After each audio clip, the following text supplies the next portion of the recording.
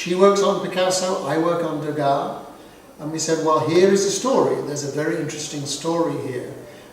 A challenge for us to put it into the form of an exhibition and to examine the way that Picasso looked at Degas, learnt from Degas, got engaged with Degas' art, and how that works out in the course of his career. And that's really the basis of the exhibition. It's a very simple idea which you follow step by step through the show. The exhibition has several different moments. It begins with the very early work by both artists when they were young, when they were students.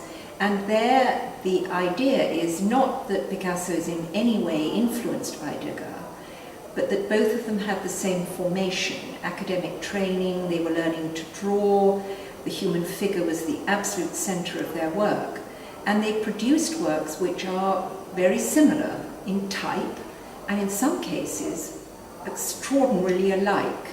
We have two drawings that they made of a section of the Parthenon frieze of a horse rider, and of course later both of them would treat the horse and rider as a theme.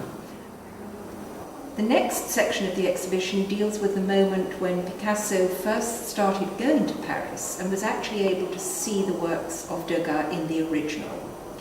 And there are some great moments where we show side by side pictures by Picasso that do respond directly to works by Degas. In particular, his painting of a couple seated at a table in a cafe, responding to the very notorious picture by Degas called L'Absinthe. The next section deals with the subject of women, particularly bathers, the nude.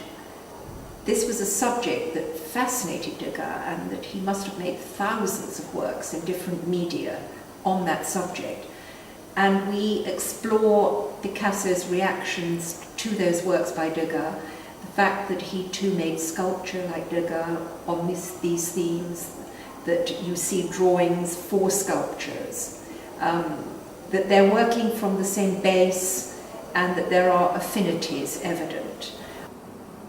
The centre of the exhibition is a gallery entirely dedicated to the idea of dance and dancers and the ballet.